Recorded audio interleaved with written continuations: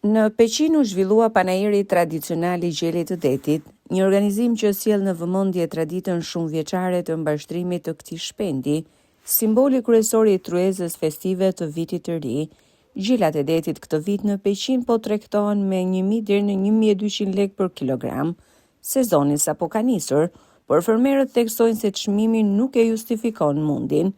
Ata gjithashtu thonë se gjelat e therrur të importit po i dëmtojnë. Po i dëmtojnë, ndërsa nga shteti nuk kanë përfituar asnjë subvencion që ta vijojnë traditën shumë vjeçare. Pak a shumë jashtë është trondit çmimi se ka hyrë mall nga greku. Kë rrita, kë teta, kë nota, kom në 6 saat kret. Sepse vetëm kullota në fushë të lirë, në mal, në ullisht. Ne kërkojmë sa më shumë mos hyjë nga trau kufitar, që neve të shesim sa më mirë. Çmimi i gjelat varion nga 10 deri në 12 kile, po treg nuk ka, po të thush nuk ja vlen se ka shumë vështirësi gjelitetit.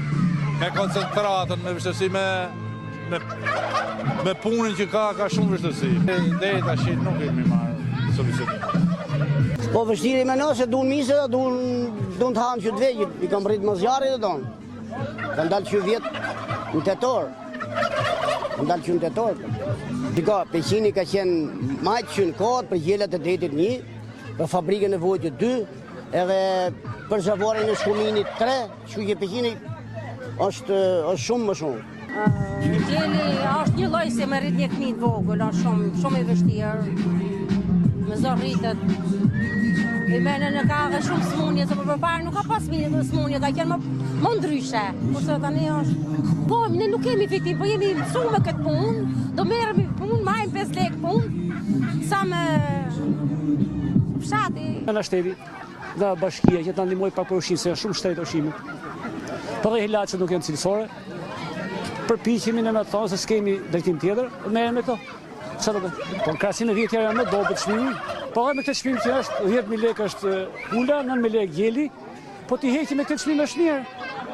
Vetëm në Peqin mbashtrohen çdo vit rreth 30.000 krerë gjela deti. Drejtuesit lokal tregojnë arsyet pse është i veçantë ky shpend në këto zona.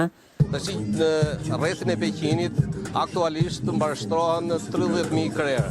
Edhe veçanta gjeli detit Peqinit krahasuar me vendet e tjera është sepse gjelat e detit në rrethin e Peqinit trajtohen me ushqime të koncentruara bio që prodhohet nga vetë fermerët.